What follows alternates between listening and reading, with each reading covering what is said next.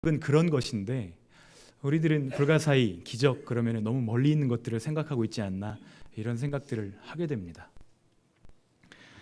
괴산에 조문을 다녀오면서 단풍으로 가을이 깊게 물들어가는 모습을 바라보면서 세상에 어떤 화가가 색을 칠한들 이렇게 아름다운 그리고 그렇게 전체적인 변화를 표현할 수 있을까 이런 생각을 해보았습니다. 주님의 섭리와 은혜 가운데 살면서도 그것을 누리고 감사할 수 있는 가슴과 믿음을 가지고 있는지 정말 우리들이 그런 믿음과 감사로 살아갈 수 있게 하시기를 소원합니다. 수능 시즌이 되면 저도 떨리고 더 기도가 되고 그렇습니다. 고등부 사역자로서 제 마음 가운데 수능 시즌이 되면 참 떨림이 있어요. 왜냐하면 수능 날이 끝나고 나면 항상 따라오는 뉴스가 있기 때문에 그래요. 마음이 아프고 또 하나님 이번엔 정말 그 숫자가 최소화되었으면 좋겠습니다. 죽는 아이들이요. 그런 마음 때문에 너무 막 떨리고 그래요. 그리고 그동안 열심히 준비했던 것들을 잘 풀어놓을 수 있을까 걱정하고 긴장하는 아이들을 보면서 저도 함께 그런 마음들을 가지곤 합니다. 제가 얼마 전에 재밌는 이야기를 하나 들었는데요. 수능날 미역국 끓여주는 엄마 이야기입니다. 시험을 잘 보지 못해도 네 탓이 아니라는 거예요. 엄마 탓하면서 마음 편하게 시험 보고 와라. 그러면서 미역국 끓여주는 엄마가 있다고요. 근데 저희 아이들 중에서 이번에 시험 보는 아이 중에서 하나가 미역국 끓여달라고 엄마한테 얘기를 했대요. 미역국 끓여달라고. 나는 그런 미신들 전혀 믿지 않으니까 오직 하나님만 의지하고 시험 볼 테니까 미역국 끓여달라고 엄마한테 요청을 한 아이가 있답니다. 왜 꼭 미역국을 끓여야 되냐? 나는 싫다. 엄마는 거부하셨다고 해요. 17일 날 아이들이 수능을 보게 되는데 우리가 교육봉사관에서 모여서 함께 기도합니다.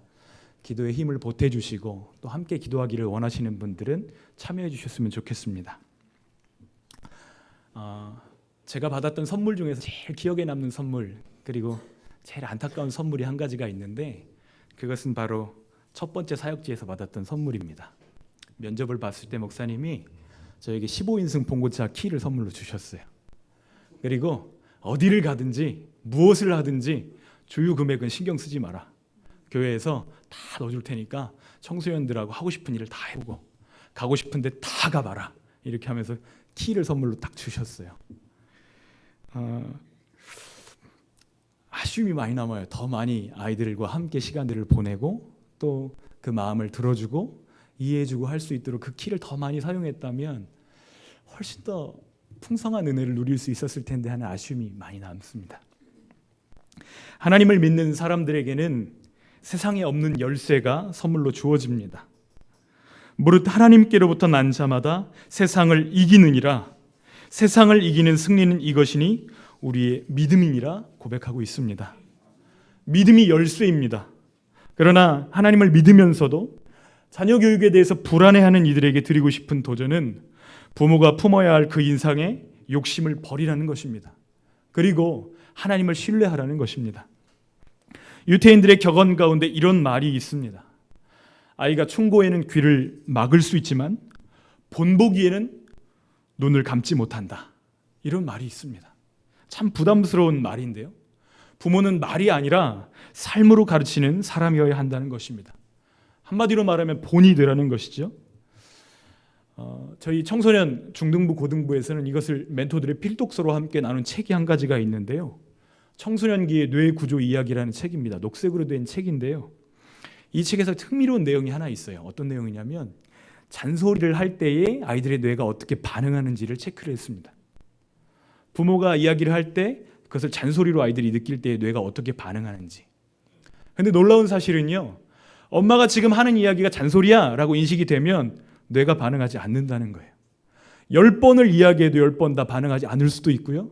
기껏 한 번 반응할 수도 있습니다. 그러니까 지금 잔소리 하는구나 이렇게 생각이 되면 뇌가 반응한다, 반응하지 않는다? 반응하지 않는다는 것입니다. 참 신기한 일이죠. 그러나 삶으로 가르치는 것은 눈을 감을 수가 없다는 거예요. 그렇다면 우리는 어떻게 우리의 자녀들을 가르치고 돌보며 세울 수 있을까요? 잠언 1장 7절 말씀에는 여경지근의 원리로 자녀들을 세우라고 말씀하십니다. 말씀을 한번 띄워주시겠어요? 그럼 다시 한번 읽어볼까요? 시작. 여호와를 경외하는 것이 지식의 근본이거늘 미련한 자는 지혜와 훈계를 멸시하느니라. 그래서 분홍색으로 색칠되어 있는 글자 앞 글자를 따서 여경지근 이렇게 붙여보았습니다. 사실은 이것은 기독 학부모 교실에서 먼저 시작한 슬로건이기도 합니다. 여경지근의 원리로 자녀들을 세우라. 버나드 쇼는 젊은이들에게 주기에 젊음은 너무 아까운 것이라고 이야기했는데요. 이 말씀을 묵상하면서 그런 생각이 들었습니다. 여호와를 경외하는 것이 없는 그런 부모들에게 주기에는 지혜는 너무 아까운 것이 아닌가. 어차피 내 마음대로 할 거니까. 재밌는 이야기가 있어요.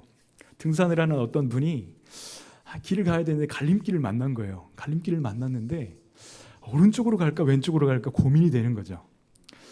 너무 고민이 돼가지고 눈을 감고 기도를 합니다. 하나님, 지팡이를 쓰러뜨려서 오른쪽이 나오면 제가 오른쪽으로 가고 왼쪽이 나오면 왼쪽으로 가겠습니다. 기도하고 쓰러뜨리는 거예요.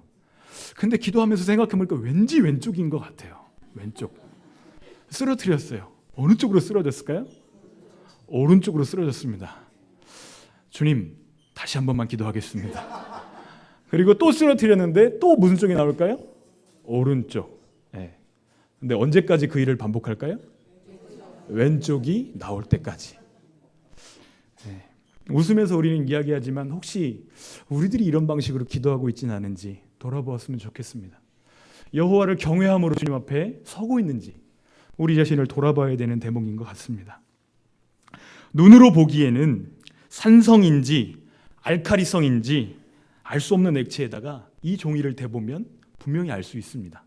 리트머스 종이입니다. 리트머스 종이. 과학 시간 기억나시죠? 예. 산성에다 대면 어떤 색깔이 될까요? 예, 빨간색이 됩니다. 염기성에다 대면 파란 색깔이 됩니다.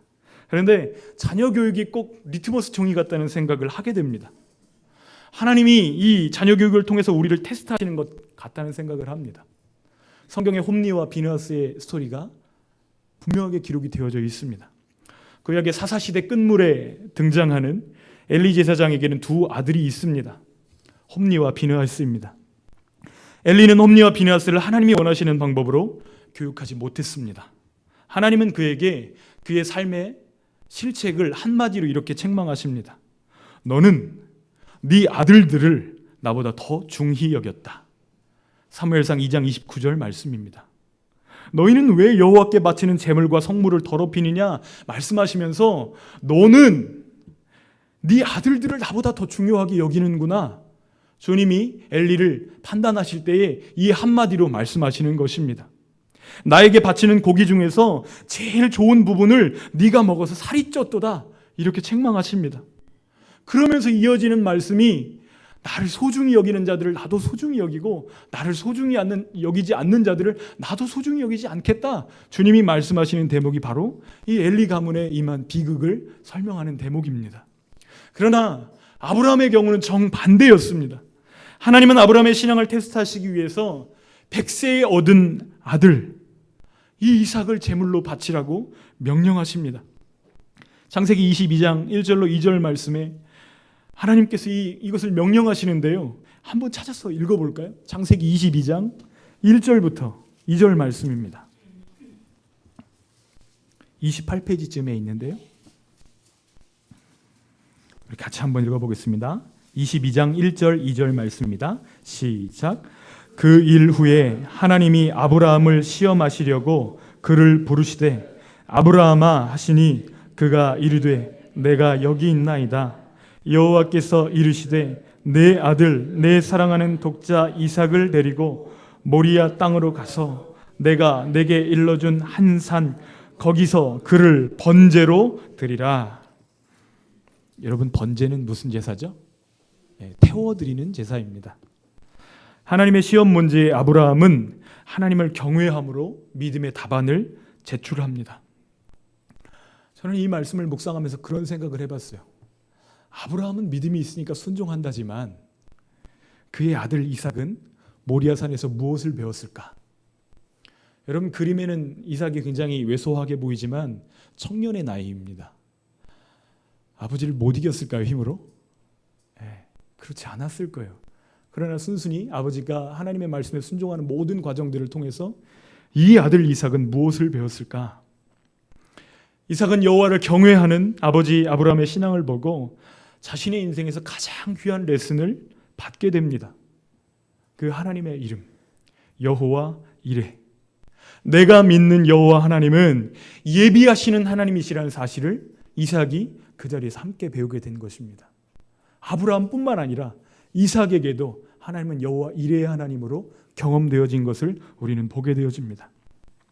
그런 면에서 그리스도인 부모는 두 번의 거듭남이 필요하다고 생각됩니다.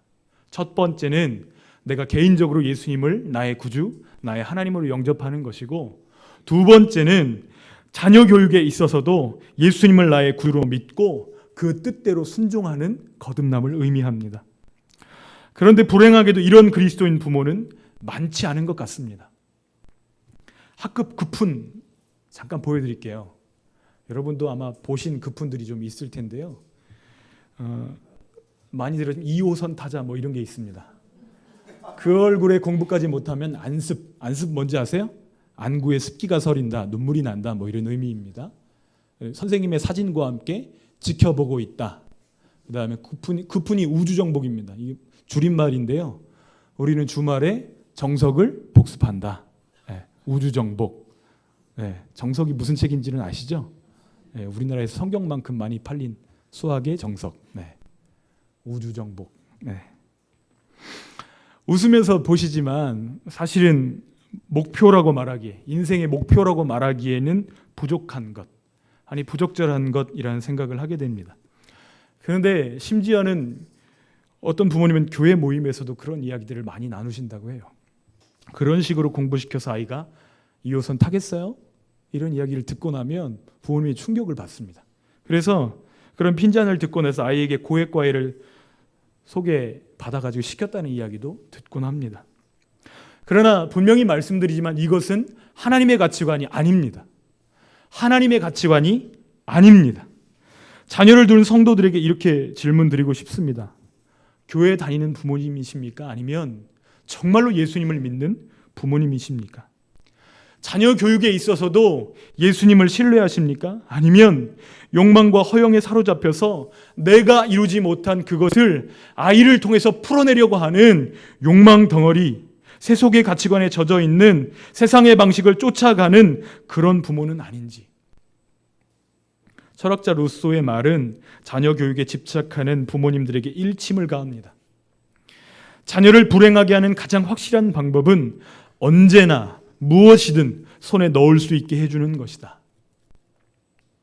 우리는 최순실이라는 이름의 엄마가 딸 정유라에게 주려고 했던 것들을 통해서 그 딸이 정말로 물려받은 것은 무엇인지를 보고 있습니다. 혹시라도 내가 상황과 여건만 된다면 나도 그렇게 해주고 싶다는 생각을 하고 계시는 것은 아니시죠? 그리스도인 부모들조차도 세상 다른 부모들이 자녀들에게 쥐어주고자 하는 스펙과 성공에 목을 맨다면 하나님이 말씀하시는 음성을 결코 들을 수 없을 것입니다. 부모만 그런가요? 우리의 자녀들은 세상의 소리들과 주위의 휘황찬란한 간판을 가진 사람들을 보며 얼마나 위축되고 떨게 될까요? 엄마가, 부모가 받는 사회적인 압력이 가볍다고 말하는 것은 아닙니다. 그러나 자녀에 대한 하나님보다 앞서는 집착은 아이들을 의존적 존재로 만들고 독립적 존재로 세울 수 없도록 합니다. 마태복음 20장에 보니 치맛바람의 대명사인 어머니 한 분이 등장하시더라고요. 야고보와 요한의 어머니입니다. 21절 말씀에 보니까 예수께 나와 절하며 청탁하는 장면이 나와 있는데, 나의 두 아들을 주님의 나라에서 하나는 우편에 하나는 좌편에 앉게 명하여 주옵소서, 이렇게 주님께 청탁을 합니다. 그런데 무엇이 문제입니까? 이 엄마에게 무엇이 문제죠? 첫 번째로는 주님의 나라보다 자기 자녀들의 미래에 훨씬 더 많은 관심을 가지고 있다는 사실입니다. 두 번째는 내 아들만 생각했지 함께 따가고 있는 제자들은 눈에 전혀 보이지 않는다는 사실입니다. 세 번째는 자기 아들들이 받을 영광만을 생각했지 그들이 정작 되어야 될 주님이 원하시는 사명, 섬기는 자들이 되어야 될 것에 대해서는 전혀 생각하지 못하고 있다는 사실입니다. 이것은 불신자들의 이야기가 아닙니다. 예수님을 믿고 따라가는 제자들과 그의 부모님의 이야기입니다. 혹시 우리의 자화상은 아닌지 돌아보았으면 좋겠습니다. 서울대 신입생 입학식 축사에서 소비자 아동학부의 김난도 교수님이 이런 축사를 하였습니다. 요즘 대한민국의 젊은 세대가 힘들다는 거예요. 왜 힘드냐? 경기 침체보다 더 힘들게 하는 이유는 희망이 보이지 않기 때문에 힘들다는 것입니다. 두 가지 도전이 있는데 나라 안쪽으로는 세대 이기주의, 젊은이들을 생각하지 않는 기성세대와 정말 이 세대 간에 단절되어 있는 그런 모습이 나라 안에 직면해 있는 도전이고, 나라 밖으로는 여전히 열강의 도전이 너무나 강력하다는 것을 피력하면서 어떻게 이 위기를 극복해야 될까? 결론이 이것입니다. 공동체와 이타 정신을 먼저 배워야 한다는 것입니다. 서울대, 우리나라에서는 그래도 최고 대학 아닙니까? 그런데 전 세계에 줄을 세워놓으면 경쟁력이 없다는 거예요.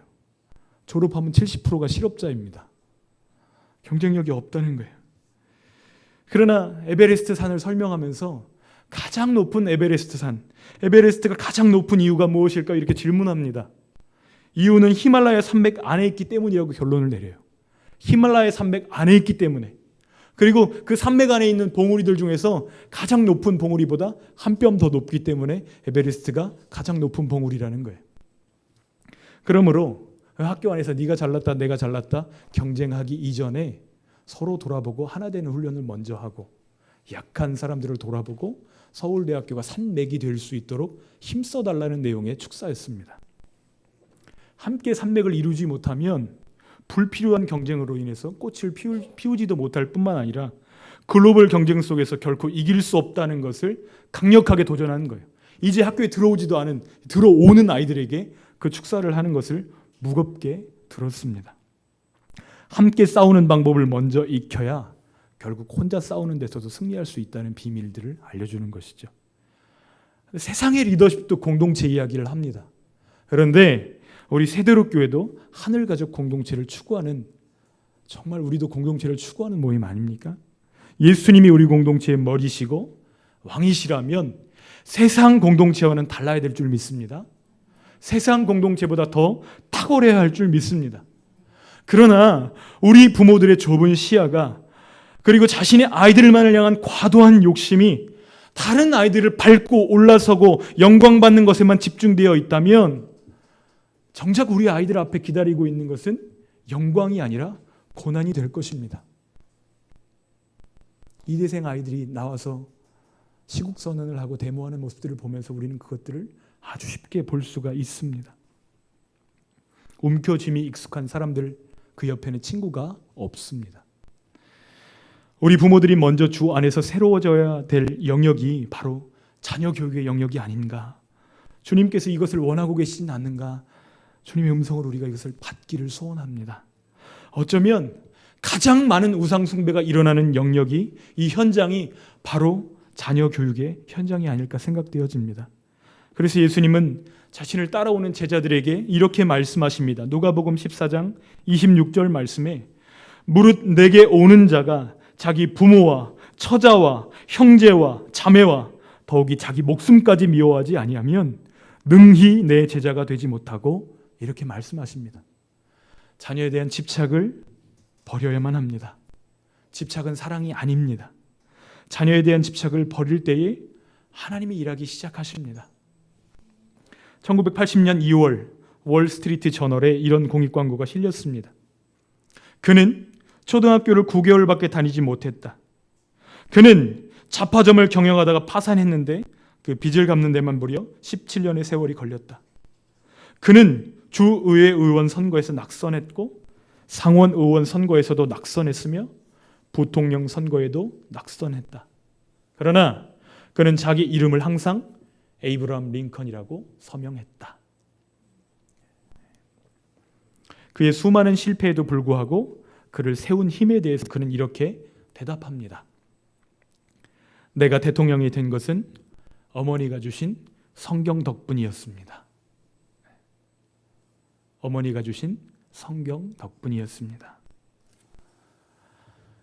우리 시대가 찾고 있는 사람은 대권을 탐하는 사람이 아니라 대능을 가진 사람입니다. 능력의 힘이 큰 것이 하나님께 있음을 믿고 우리의 자녀들을 향한 완전한 계획도 하나님께 있음을 신뢰하며 하나님의 나라를 위해서 실력을 준비하는 사람들, 바로 우리의 자녀들이 되게 하시기를 간절히 소원합니다. 정말 우리 자녀들을 어떻게 키워야 될까? 어떻게 가르쳐야 될까? 아무것도 보이지 않습니다. 그런데 여러분들에게 드리고 싶은 도전 하나는 보이지 않아도 괜찮다는 것입니다. 주님의 따뜻한 손 붙잡고 걸어가면, 주님의 그 음성에 순종하며 걸어가면 여호와를 경외할 때부터가 지식의 시작이요, 여호와를 경외할 때부터가 하나님이 지혜를 주시는 순간이기 때문에 그렇습니다. 지혜는 듣는 마음입니다. 주님의 음성을 들을 수 있는, 여호와를 경외하는 저와 여러분 되게 하시기를 간절히 소원합니다. 우리 함께 기도하시겠습니다.